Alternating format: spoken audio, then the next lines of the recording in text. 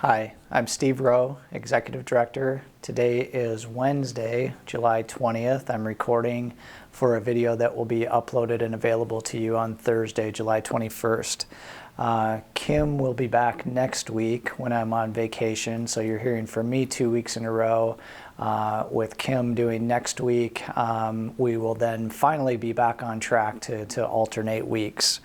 I'm going to start with the COVID update today. On Monday, we put out a letter that informed you that we had 2 residents in the health center who had tested positive over the weekend.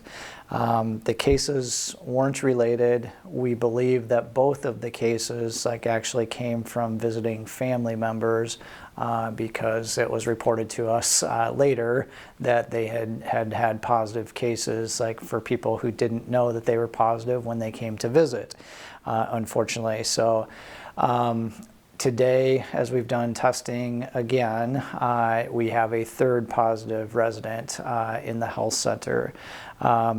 So we're trying to be cautious. Each of the 3 residents already live in private rooms, so it's easy to keep them quarantined or isolated, but it's really hard to be isolated. So we're trying to do our best to keep their spirits up while they need to be isolated over the next 10 days.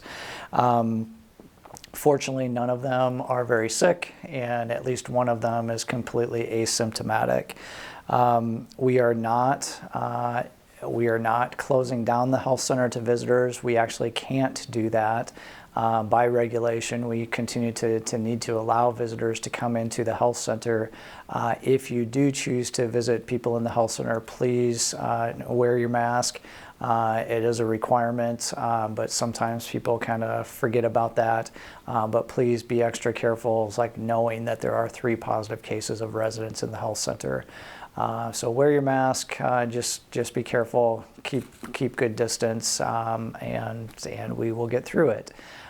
There are also 2 employees of the health center, actually 3 employees as I think about it, of the health center who are out of work right now because of positive tests.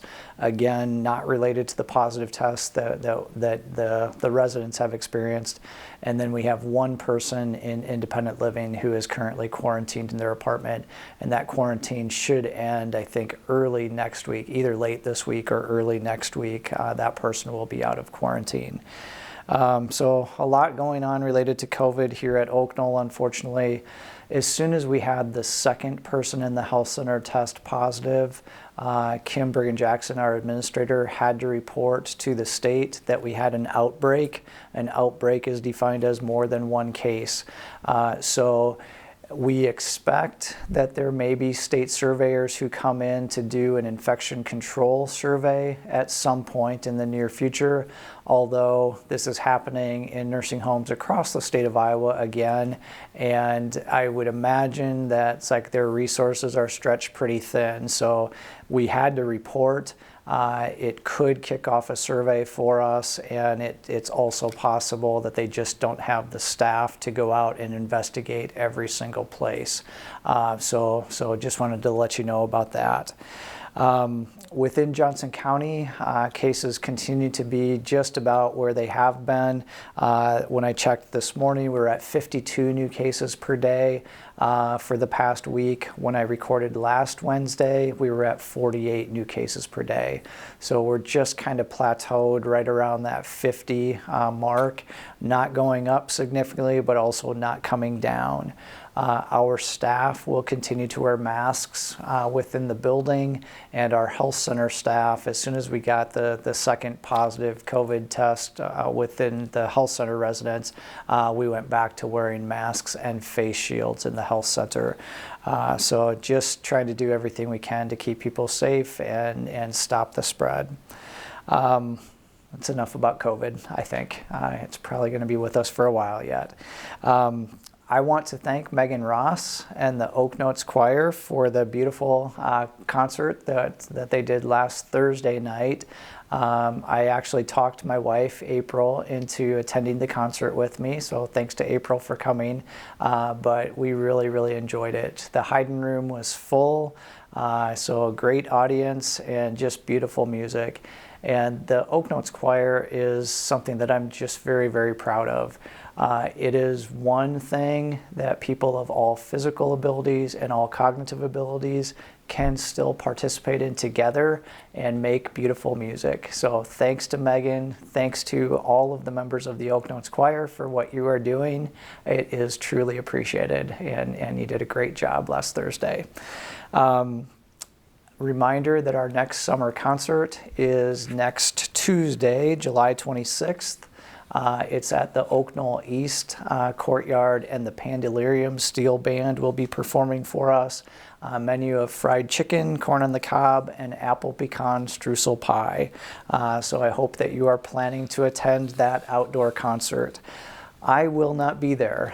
April and I are headed out on vacation, hopefully Saturday morning, flying to Seattle to get on a cruise ship and do an Alaskan cruise. Later this summer, we're going to celebrate our 35th anniversary, and this is part of that celebration. We're fortunate enough that we're able to take our kids with us. So Tony and his wife Alex and Allie and her fiance Matthew are all planning to go with us. The stressful part is, in order to get on the cruise ship on Thursday night, we'll all be around our kitchen table doing a COVID test. So we have to have a negative COVID test within 48 hours of departure in order to board the cruise ship. So we will be connected via video conference to a testing verification company and doing that COVID test.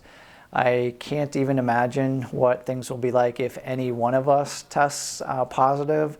So please, positive thoughts for a negative test. We need all of your positive thoughts because we desperately need to go on vacation together. So thank you. That's all I have today. Thank you for watching, and I will be back again with you in a couple of weeks. Take care.